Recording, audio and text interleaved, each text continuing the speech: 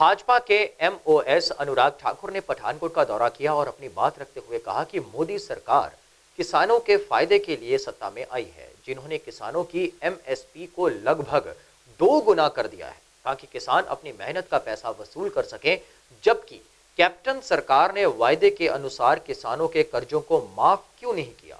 यह विषय वादा खिलाफी का है, ना कि किसानों के हित का। मैं देश के अन्नदाता और हमारे किसान भाई और बहनों से कहना चाहता हूं, मोदी जी थे जो पहले प्रधानमंत्री जिन्होंने कृषि मंत्रालय के साथ किसान कल्याण मंत्रालय भी नाम जोड़ा, किसानों की भलाई के लिए सोचा। किसानों के लिए जो स्वामीनाथन कमेटी रिपोर्ट ने कहा था कि लागत प्लस 50% मुनाफा, ये मोदी सरकार ने लागू किया। फिर पीएम किसान योजना लाकर 6,000 रुपया 10 करोड़ किसानों के खाते में हर साल हम डालते हैं। आपदा के समय भी 2 किस्तें 2-2 हज़ार की लगभग 38,000 करोड़ रुपया किसानों के खाते में मोदी सरकार ने डाला। एमएसपी खरीद के लिए 75,000 करोड़ रुपया आपदा के समय भी हमने किसानों की अनाज खरीदने के लिए दिए।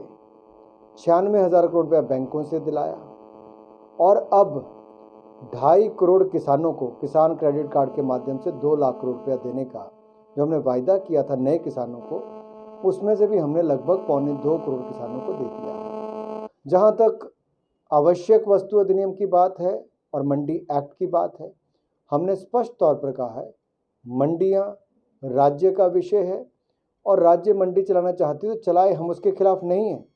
हम मंडी व्यवस्था के अलावा भी और व्यवस्था किसानों को दे रहे हैं ताकि किसान देश के किसी भी कोने में किसी भी व्यक्ति को किसी भी दाम पर अपना माल बेच सके, अपनी फसल बेच सके। दूसरा, इससे किसानों को आय ज़्यादा होगी।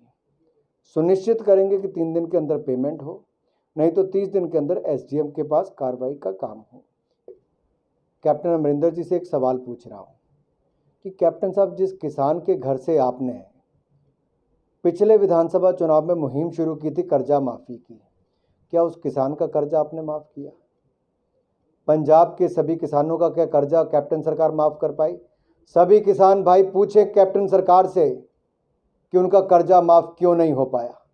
जो वायदा कांग्रेस ने किया था क्यों नहीं किया पूरा।